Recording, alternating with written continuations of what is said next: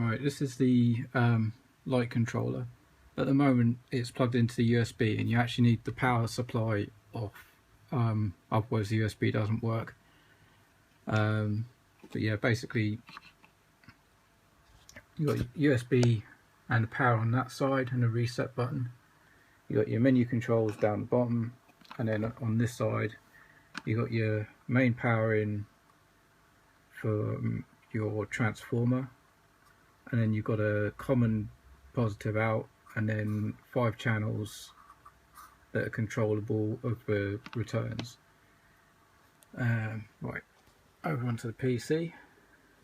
This is basically the control software, and the way you can set it up is you can have different schemes running. Basically you create a package, and within that package you can have, I think it's up to 50 modes.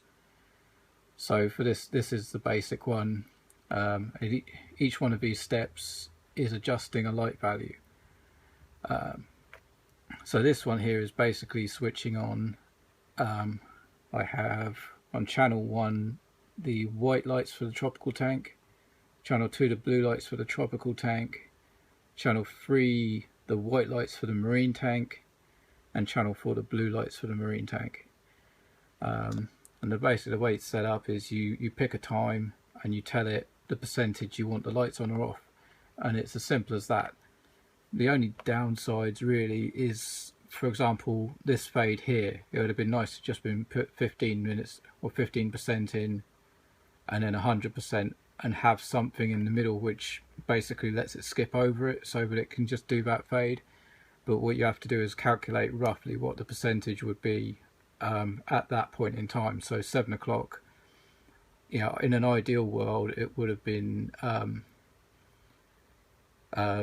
you know, just sort of blank, or you know, a dash or something like that, but you have to manually add it. That's the only downside. So for modes, all I've done is like a normal mode, and then I've done a mode for saltwater lights off and freshwater lights off, which is basically if I have algae blooms or anything like that, or I want to add a new fish. So basically